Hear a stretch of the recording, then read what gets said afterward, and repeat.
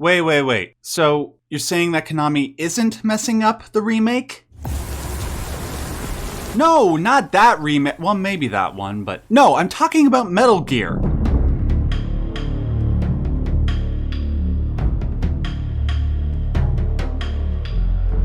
Who would have thought that in the year of our Lord, 2024, that Konami would put out something where the majority of the reception was positive? Well, even a broken clock gets things right twice a day, ladies and gentlemen. And I gotta say, the positivity that the Metal Gear Solid 3 remake is getting appears to be well deserved. It mostly looks great. Even the things that I was concerned about, like the control scheme or whether or not we can change the color filter, have been addressed in ways that I am very satisfied by. All in all, it looks like Konami and the fans are finally going to get something good after a decade of misery. But there's still one thing that I'm concerned about that I'm still not seeing a whole lot of Metal Gear fans mention. It's quite clear that Konami wants to do more remakes after this, but the question is, which one comes next? The way I see it, there are two options. On the one hand, they can go right to MGS1, which everybody seems to assume is what's going to happen. However, I'm dubious, because if they're just going to do to MGS1 what they're doing to MGS3, the result will be a game that is 3 times smaller and, to some, not as good. They could completely remake MGS1 where they add side missions or something, but I don't believe Konami has the skill or the will to do that right now. And they seem to want to handle the future of the franchise in-house. Otherwise, it could just bundle an MGS1 remake with an MGS2 remake, kind of like what Remedy is doing with the first 2 Max Payne games. But I can't help but feel that Konami would be too greedy and want to release one at a time. That said, there is the other option, which to me makes more sense. They go in chronological order. But if they do that, they have to make an important decision. Do they go right to Peace Walker, or do they remake Portable Ops? Now, people who aren't like hardcore Metal Gear fans might ask, well, if the plan is to go in chronological order, then why would they skip Portable Ops? Well, there are a number of reasons, but I'll boil it down to just a few key factors. Because the game wasn't written or directed by Hideo Kojima, and because of some needlessly confusing comments he has given regarding the game's place in the canon, a lot of Metal Gear fans tend to ignore or forget its existence. This forgetfulness is aided by the fact that the game was exclusively released on the PSP. A fact that also applies to Peace Walker, although to a much lesser extent. It was only exclusive on the PSP for the first year, and then it moved over to other consoles. Despite all of this, I think it would be a real missed opportunity if Portable Ops wasn't a part of Konami's grand plan. And not just because they could finally put the whole "is it canon" argument to bed, but most importantly, because it's a magnificent game that a lot of even the OG Metal Gear fans missed out on. Sure, its gameplay might be on the weaker side compared to the rest of the series, but it contains many of the seeds that birthed the games with the greatest gameplay, which in my opinion are Peace Walker and MGS5. Its story certainly doesn't reach the heights of MGS 1 through 3, but it's still really damned great, and in my opinion, it surpasses MGS 5's story and is on par with Peace Walker's in terms of general quality. Plus, it has all the staples that people have come to expect from a Metal Gear game. Great music, great boss fights, memorable characters, and of course, Johnny. Today, I want to take a look back at Portable Ops and give it the attention and respect it deserves. Then I would like to spend some time speculating about how Konami could handle Portable Ops if they do decide to go in chronological order. Very quickly, I will inform all of you that most of this video will be spoiler-free, but there will be a section where I discuss many key plot points. I will give ample warning before I do that though, and I will also provide time code so you can skip ahead. Now with that out of the way, let's start with a brief, spoiler-free synopsis. The events of Portable Ops take place in 1970, 6 years after Operation Snake Eater. Naked Snake is still traumatized by the fact that the US government had him assassinate his mentor, the boss, which was done in order to prevent World War III. It was an act he carried out despite her being innocent of the crimes she was accused of by the Soviets, and her death was meant to placate them. In the subsequent years, Snake has tried to move past this event by living as an instructor and a hunting guide. One day, he is suddenly knocked out and kidnapped by an unknown assailant and brought to a jail in Central America. When he wakes up, he is greeted by a man named Lieutenant Cunningham, whom Snake recognizes as the interrogation specialist for Fox, his former unit. Cunningham hints that his and Fox's loyalty to the CIA has been dissolved, but before Snake can question why, Cunningham begins to torture him. As Snake is beaten, Cunningham demands Snake reveal where the other half of the Philosopher's legacy is. As we learn from Metal Gear Solid 3, the Philosopher's Legacy was a cache of funds assembled by China, the Soviet Union, and the United States during World War II. Funds they used to ensure their victory. When World War II ended, each of the three nations wanted the money for themselves, which was one of many reasons that the Cold War came to be. At the end of Metal Gear Solid 3, we learn that America got one half of the legacy, while the other half was assumed to be secured by the KGB, when in reality, it was a pseudo-double agent named Major Ocelot who kept it for himself. Unfortunately for Snake, he is unaware of this during his torture. But thankfully, Cunningham eventually decides to relent and leave Snake for a while. After Snake manages to escape through an open vent in the wall, he encounters a younger yet just as lecherous Roy Campbell. Although I will give him credit, at least he doesn't try to teach us how to use a ladder. Campbell reveals that he and Snake are in San Geronimo, a peninsula on the coast of central Colombia. Campbell was sent there as a part of a Green Beret unit after Fox took over a former Soviet base, one that was abandoned after the Cuban Missile Crisis.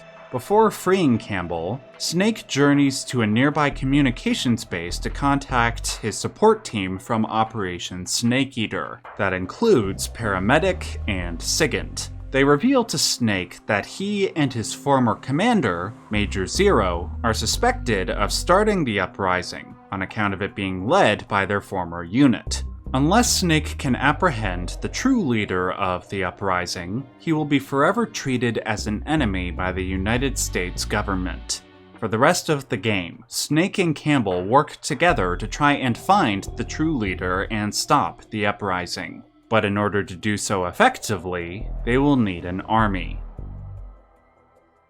Part of what made the gameplay in Peace Walker and MGS5 so great was building your own personal army. You kidnap soldiers, and then use Snake's charisma and exploits to convince people to join your cause. Then you assign them to different units based on their talents. Doing this strategically would help you procure not just money and other resources, but also help you develop new and more effective weapons, medical supplies, and technology. The result is a very addicting gameplay loop, where with every soldier you kidnap, you always take a small but satisfying step towards getting all the best weapons, units, and rankings. All that said, Peace Walker and MGS5 wouldn't have that addictive gameplay element if Portable Ops didn't lay the groundwork.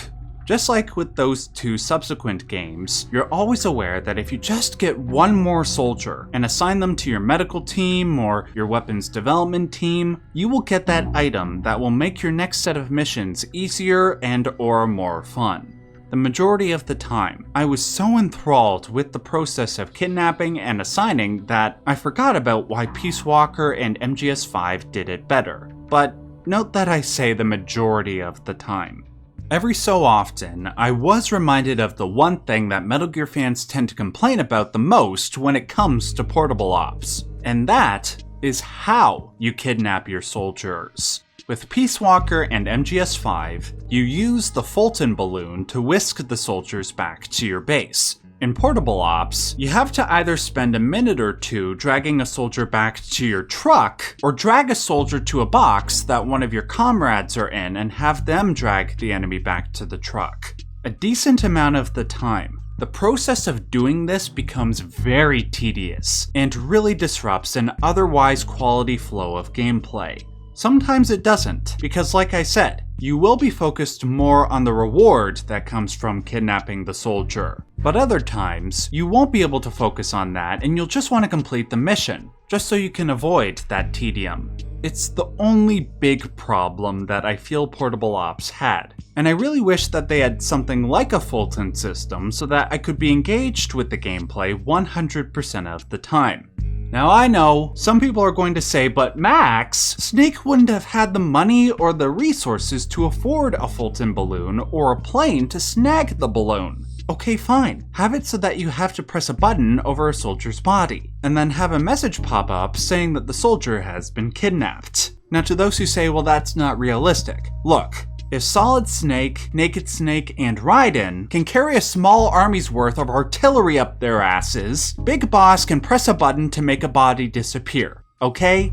Yet, despite this problem, it doesn't at all ruin the recruitment process or the overall gameplay. Plus, there are some small positives to this system because it incentivizes you to find soldiers who can drag enemies faster. And there's also the occasional chance that while dragging an enemy, another enemy will spot you, which just adds to the suspense.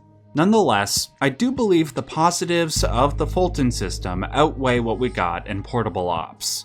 Everything else about the gameplay, though, is generally fantastic. It mostly borrows from the combat and stealth systems that made up Metal Gear Solid 3 and improves upon it, which is part of the reason why I feel it would make sense for the next remake to be Portable Ops. The only thing that is somewhat frustrating about it is if you're a non-lethal player like me. Trying to get precise headshots in a game built for the PSP is very janky. It's like trying to play a game of Operation while wearing oven mitts. This means that unlike in the past MGS games, where you can easily headshot from far away, you have to get closer in a level that is already smaller than usual, again because it's built for the PSP. If you miss, and trust me you will, the enemy spots you more often than not, and before you know it, you're in alert mode, which can get pretty frustrating. But like I said, in regards to the dragging mechanic, it's not a problem the majority of the time, only once in a while. I want to say one thing about the level design before we move on. It is probably the biggest departure from what came before. Prior to Portable Ops, the locations were part of one linear interconnected world. In this game, you play a level and then you go back to headquarters. Admittedly, the levels aren't as big, immersive, detailed, or iconic as the Russian Jungle or Shadow Moses, most likely due to the fact that the game was developed for lesser hardware. Some might say that this works against Portable Ops being the next remake, but personally I believe Portable Ops uses these limitations to its advantage. It crafts the levels and the missions that take place in them to give an experience similar to the VR levels in the first two Metal Gear Solid games. The result is something that feels a bit more fast-paced and arcadey, where you go in, complete your objective relatively quickly, and then move on. And at no point does the classic Metal Gear feel seem compromised. All a remake would have to do is increase the environmental detail and fidelity and it would be set.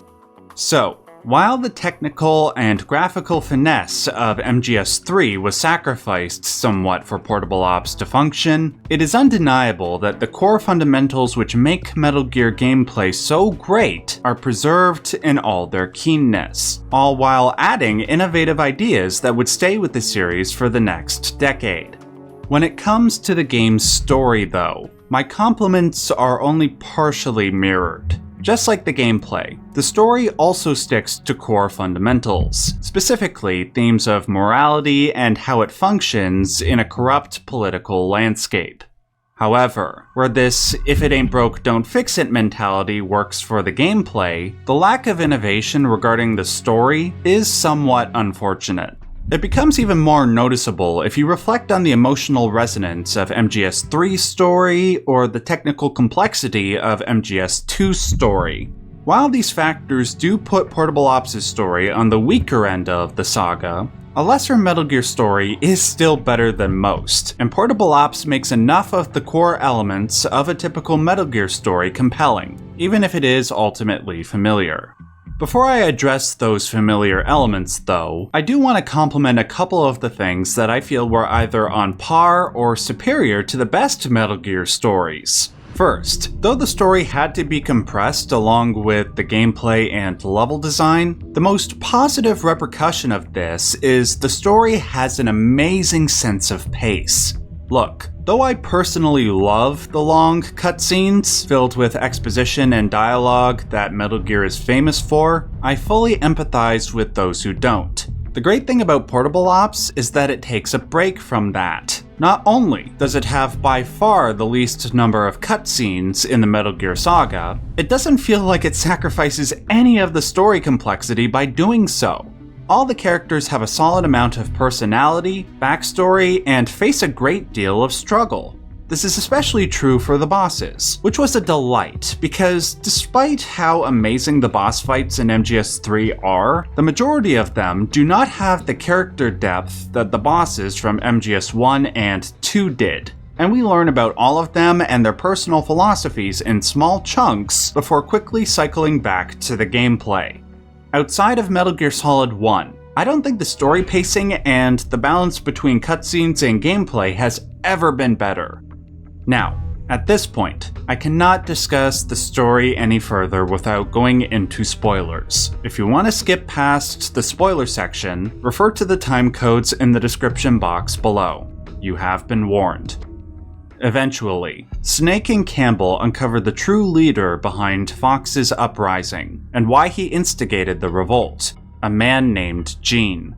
Now, while Gene certainly lacks the charisma and that you love to hate him element that characters like Liquid Snake or Volgin possessed, his villainous philosophy is close to invoking the same level of paradoxical sympathy and contempt that villains like Solidus Snake and the Patriots had. You know they are clearly villains, but they also have a valid point.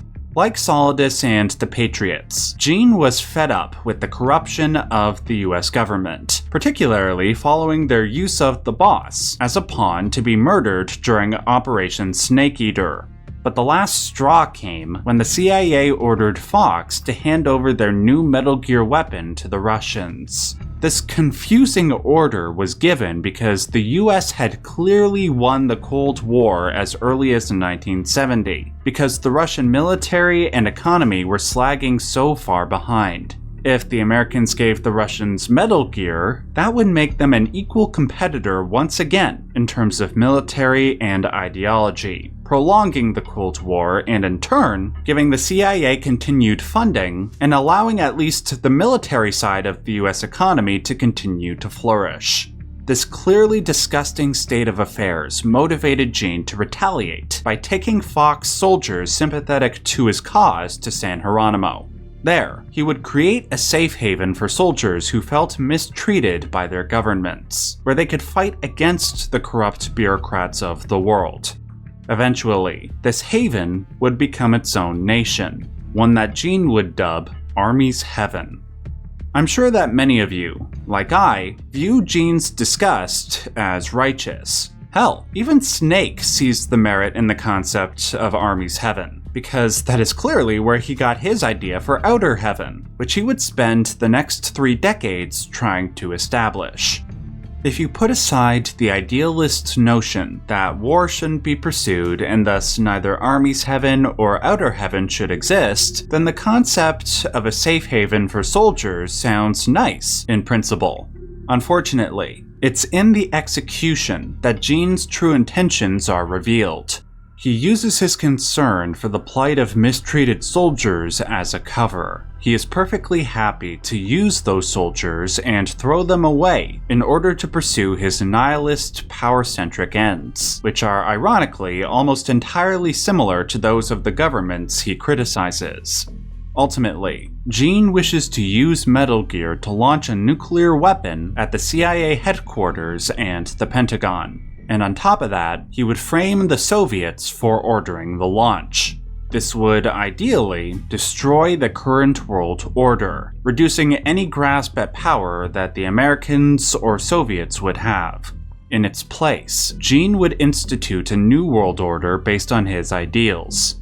Though the idea of sacrificing millions of lives for this new order is reprehensible to most, at least I would hope, in Gene's mind, it is merely an acceptance of what he believes to be the only guiding morality in the world, and that is the will to power. To paraphrase Gene, it is through his superior will that he shall rally the, quote, countless masses with no will of their own, to devote their lives to a higher cause. Though Gene tries to tempt Snake to join him, particularly by reminding him what America and Russia did to his mentor, Snake heroically defies Gene and his quote-unquote phony ideals. Instead, Snake proclaims that he will find his own way.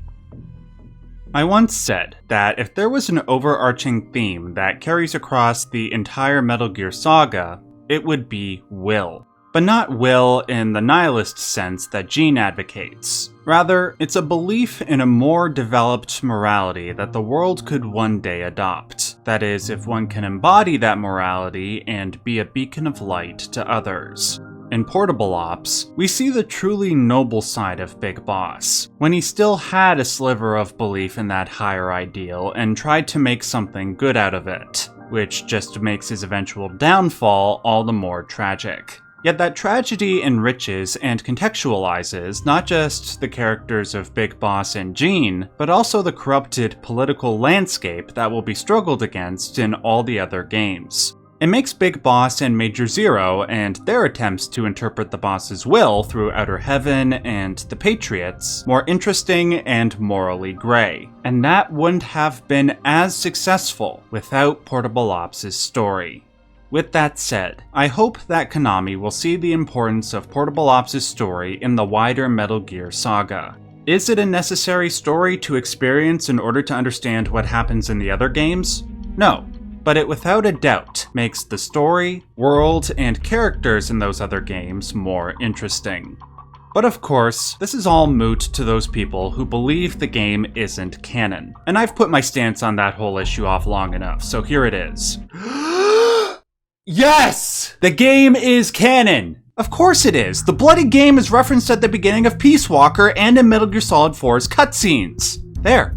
Done. But even if the game wasn't canon, Konami can retroactively make it canon now that Kojima isn't there, and retcon whatever incredibly minor inconsistencies there are later on.